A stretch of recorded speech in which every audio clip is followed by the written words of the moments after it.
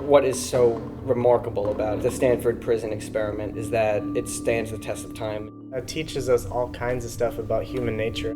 These are all good people, you know. And it just goes to show that anybody's capable of doing anything, kind of good or bad. So to see people, good people, turned so quickly by the smallest bit of power, I think that's a really powerful message. It felt like there was something cinematic about trying to tell this story, and I was excited to bring those emotions to life. Set. And action! You got it? Yeah, I got it. What was that?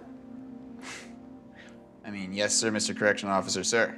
Late summer of 2004 that I actually sat down and started writing it. And that process took me until January of 2005. And at the end of that process, I had a 260-page script that I didn't know what it was. And then we just sort of took it from there and condensed and condensed and condensed to try and find the through line of the movie, the structure of the movie. A lot of my work was done for me by Phil, actually, because all of the parameters of the dress and all that stuff gave a certain flavor to these characters before they ever opened their mouth. So it's really been a wonderful collaboration between me and Tim. Phil had a lot of input on the development, also make sure it wasn't following the truth. Yeah. As much as you can. Yeah. As much as possible without, upending a movie. Don't let them in. Come on! The script really showed that it was one of these truth is stranger than fiction kind of stories, the kind of story that didn't need exaggeration, that didn't need dramatization. You just needed to sort of retell it the way it was, and it was already this incredibly extraordinary circumstance. Just keep your hands on the wall. I felt compelled to be a part of this project. I think that to think about prison psychology and incarceration psychology is really important. And I also think to start to think about hierarchy and the innate dangers of hierarchy is really important. I don't want any more talking. Uh-oh. Look at this guy. Thinks he's John Wayne or something. Fuck, man. I never approached Archer like somebody who's actually a bad person. I always approached him like somebody who's making a choice to do something interesting. It's all up to you. He's the guard who assumes a role. So it was almost like a role within a role. And so it was a lot of fun. It was kind of a dream for any actor. Guys, I think we have our prisoners and our guards. I really thought the script captured some interesting drama. Zimbardo, well, he's obviously a very intelligent person who was doing some pretty precarious scholarly work. Let the guards figure it out. Let's see where it goes. This is where it goes. And that's fascinating to me from the perspective of an actor because, we're kind of in the business of trying to understand people's motivations. So there were any number of things to be intrigued about that character. What was so great about the script and about the story is that everyone had an opportunity to shine. Every character gets an opportunity to do something, to carry the story or to drive it at some point. Like the 416? Not at all, Mr. Correctional Officer. There are things that are uncomfortable for you to do as a performer. And I think that's particularly uncomfortable when your job is to make someone else in the scene do uncomfortable things. And if it's done in the right way and everyone's on the same page, then it's all good. So that was my main concern. I like Christina because she has an intuitiveness and a knowingness that I think is really, really fun to tap into. They are afraid of you. That is absolute nonsense. Working with Billy has been so much fun. Anytime you work with someone who's that good, it causes you to kind of have to elevate your game a bit, and I really enjoyed every single scene. And right now, there doesn't seem to be a whole lot of order out there. I was really excited about having scenes with Billy Crudup. Everybody was just watching him on set, and we'd stop goofing around for a minute so we could pay attention. Billy, he's sort of an example of an actor who is slightly older, who has really stuck to his guns as an artist throughout his career. Has made really good choices and has maintained his integrity. So, prisoner 8612, I understand you're not feeling well. It was really exciting to work with him and then a group of people my age who are determined to do the same thing. That we're here with her, she looks. We see these guys walking around the corner.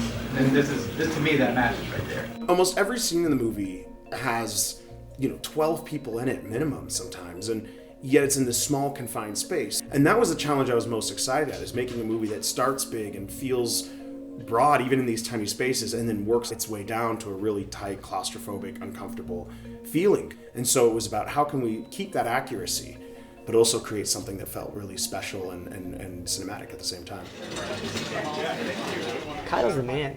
He makes you feel real at home, real free to express what you feel on your side of the story.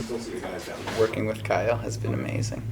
It is very rare to have a human being so sweet who can really get stuff done and direct a movie. Michael said first? Kyle, I think, is a badass. His command of the cinematic language is formidable, and it's difficult to keep things organized as it is when you're working under these kinds of pressures. And for somebody who is as ambitious as he is about the actual narrative, the storytelling, he's very clearly focused and really ambitious. Thank you, let's roll, please. Kyle is really good at keeping a loose set because we're pretty rowdy, us boys, and we get kind of loud. And so he's good at being okay with that, but at the same time, when he needs to get a shot, he's serious and he gets the shot done. I know you got a set of lungs on you, 5704. I think what drew me to the project was less about the character and more about the ensemble and just being a part of something that felt really special from the get-go. It's really kind of been, while very testosterone heavy, it's been kind of one of the great parts about this movie is working with a group of guys. There was a good camaraderie on set, definitely, and the cool character traits of each prisoner and guard really shows in the entire movie as well. You can read the script and really almost get depressed or feel the weight of it, and so I was a little not nervous, but just didn't know what to expect. Oh, I got you. This set has been one of the most fun sets I've ever been on. In fact, everybody really coexisted and everyone was really friendly. And I think that enabled us to disconnect from the weight of the material when we weren't working. So I felt like we maintained that edge pretty well. 7258, you're a little fuzzy here. We're all within a couple years of each other, and we all just bonded and got along really, really well. So I've really enjoyed it. Made some good friends. You just started saying the count, didn't you? We have become part of this experiment, whether we like it or not. It's a really unique film, I think. I think it's going to be an incredibly unique film because we, the grad students and the professor, are blown away by how unique the story is. What was that? So, of course, that's going to translate to the real story, to the real film. The Stanford Prison Experiment movie has been incubating for 35 years or more. I'm so delighted. It was exciting to finally be here after all of these years, that it really is happening, and so well. One of the things that I find so fascinating about the experiment, and one of the things I want people to leave the film with, is this feeling that this could have been any of us. I think it's something that we don't want to admit about ourselves, but it's something that we all know we're capable of, that actually our identities are really fragile. What you'd like everybody in the audience to say, if I were in that situation, what would I imagine I would do or should do or could do? So that's what I hope would be the dialogue after the movie, people see it. Like any movie, it takes this huge group of artists to build the film, and it was so exciting for everyone to come together. I hope that the final film is a reflection of this great work so many different people put into it. Thank you. Very quiet now. Lock it up. I really believe that with the collaboration of everybody that's in the film, it's really going to be something exceptional.